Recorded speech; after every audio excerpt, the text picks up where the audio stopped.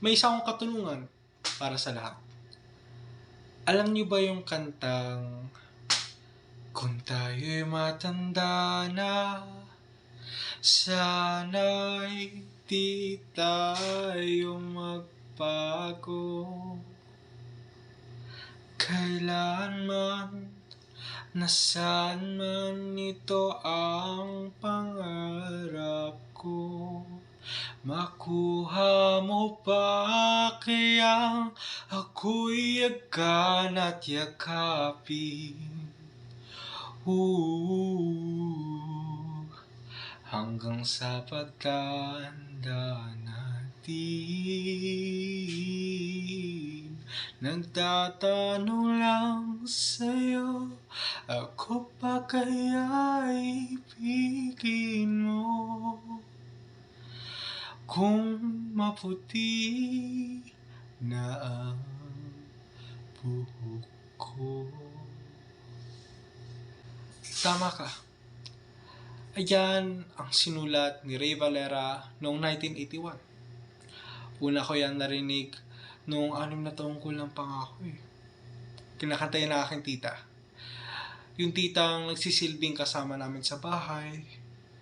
At yung titang palagi nag-aalaga sa akin araw-araw. Yan ang isa sa mga kantang kinakanta niya tuwing pinapatulog niya ako o kapag mayroong video ako sa aming bahay. Habang tumatanda ako ay naging paborito ko na rin ito. Kinakanta ko tuwing sa klase o minsan kapag ako ay mag-isa lang. Ganun. Kahit naman, pwede mo na rin sabihin na naging inspirasyon ang aking tita sa pagkanta. Pero noong 2017, ay kinuha siya ng Diyos dahil sa isang sakit.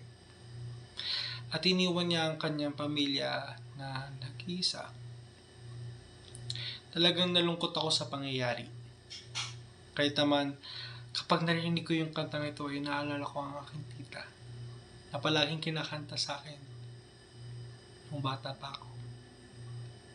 Nalungkot rin ako dahil hindi nagtagal ang kanilang pagmamahalan nilang mag-asawa. Hindi niya na kayang hagkan at yakapin siya. Hindi niya na kayang mangarap ang kanilang nakaraan. At higit sa lahat,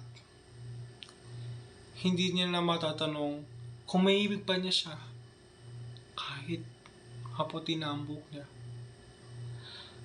Kung ako ay tatanungin, ay hinihiling ko sanang kantahin pa ang kantang ito sa harap niya bilang isang pasasalamat sa pag-aalaga sa akin at sa pagmamahal sa akin kung bata pa ako.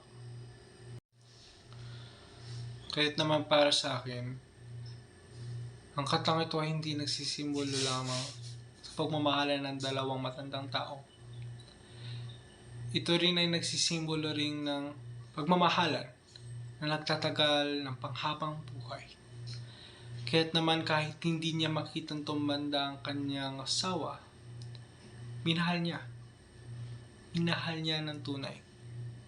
At yun ang importante.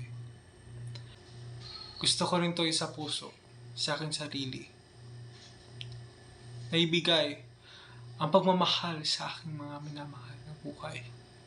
Dahil di natin alam kung kailan sila mawawala sa ating piling. At kung kailan rin tayo mawawala sa kanilang mga kamay. Ako nga pala si Hans Benedict Pila Pesora na nagsasabing mabuhay tayo na walang pinagsisisihan sa mundo. Ayun lamang po. Maraming salamat.